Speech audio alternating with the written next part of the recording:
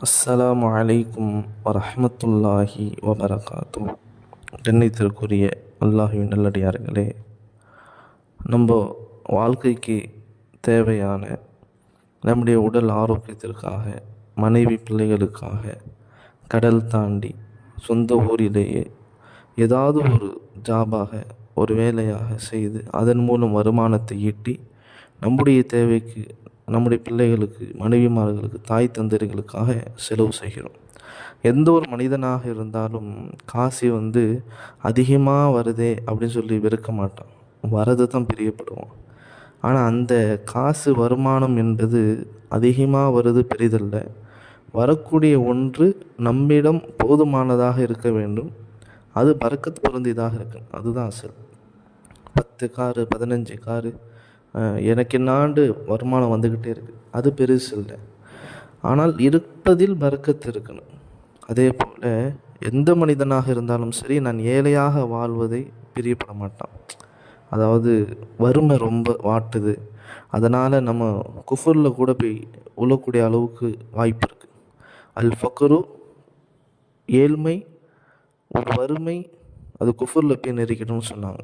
எனவே நாம் அந்த வறுமையான நிலையிலிருந்து பாதுகாப்பு பெற அல்லாஹுடைய தூதர் ஸல்லல்லாஹு அலைஹி வஸல்லம் நமக்கு வழிகாட்டியிருக்கிறாங்க. எனவே நாம் வாழ்க்கையில் பொதுவாக நம்ம சொல்லக்கூடிய எந்த அமல்களாக இருந்தாலும் சரி, பொதுவாக நாம் 5 கால தொழுகைகளை பேணுதலோடு தொழக்கூடிய மக்களாக உருவாகணும். லில்லாஹி, அல்லாஹ்விற்காக, அல்லாஹ் என் மீது கடமையாக்கியிருக்கான் என்ற எண்ணத்தோடு தொழுவுங்க. அப்படிப்பட்ட நிலையோடு தொழக்கூடிய மனிதனுக்கு நரகம் ஹராம் என்று அல்லாஹின் தூதர் ஸல்லல்லாஹு அலைஹி வஸல்லம் சொன்னாங்க.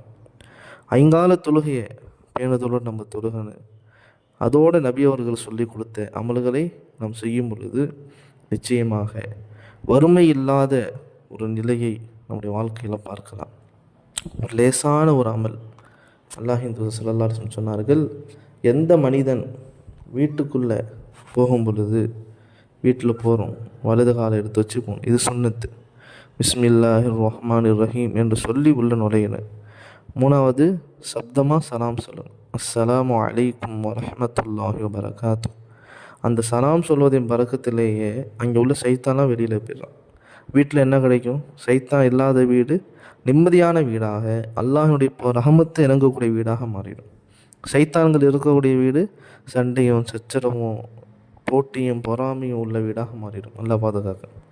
எனவே அல்லாஹின் தூதர் ஸல்லல்லாஹு அலைஹி வஸல்லம் சொன்னார்கள், ஒரு மனிதன் வீட்டிற்கு நுழைந்தவுடன் குல் ஹுவல்லாஹு அஹத், சூரத்துல் இஹ்லாஸ் எனும் அந்த சூறாவை முழுமையாக ஓதுவானையானால் அதனுடைய பரக்கத்தால் அவனுக்கும் அண்டை வீட்டுக்காரர்களுக்கும் வறுமை நீக்கப்படும். நம்ம ஓதுறது ஒரு ஆள் தான், நம்ம ஓதுவதன் பரக்கத்து நமக்கும் வறுமை இல்லை, நம்மை சார்ந்திருக்கக்கூடிய அண்டை வீட்டுக்காரர்கள், பக்கத்து வீட்டுக்காரர்களுக்கும் வறுமை வராது. எவ்வளோ லேசான ஒரு அமல். பிஸ்மில்லாஹிர் ரஹ்மானிர் ரஹீம்.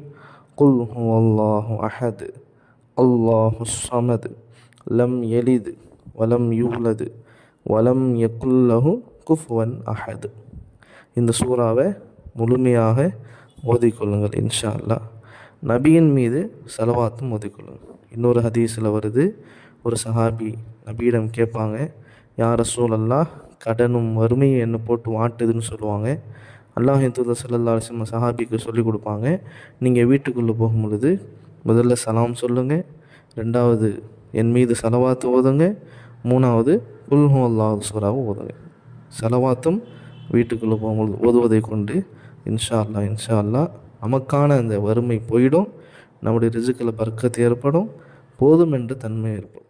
போதும் என்ற தன்மை இருக்கே பொன் செய்யும் மருந்துன்னு சொல்லுவோம். அதனால் அல்லாஹ் இடத்துல, அல்லாஹ் நீ கொடுத்தவற்றில் எனக்கு போதும் என்ற மனதை கொடு என்றும் துவா செய்யணும் நம்ம. இன்ஷா அல்லாஹ் இந்த அமலை ஒவ்வொருத்தரும் ஆண்களும் சரி பெண்களும் சரி வீட்டுக்குள்ளே போகும் பொழுது ஓதுங்க. நிச்சயமாக அல்லாஹ் நம்மளை வறுமையிலிருந்து பாதுகாப்பான். எல்லாம் அல்லாஹ் ஜல்ல ஜலாலுஹு நாம் மரணமாகும் வரையிலும் வறுமையை விட்டு, கடனை விட்டு முழு பாதுகாப்பை பெற்று மக்களாக அல்லாஹ் நம்முடைய வாழ தௌஃபீக் செய்வானாக. ஆமீன்.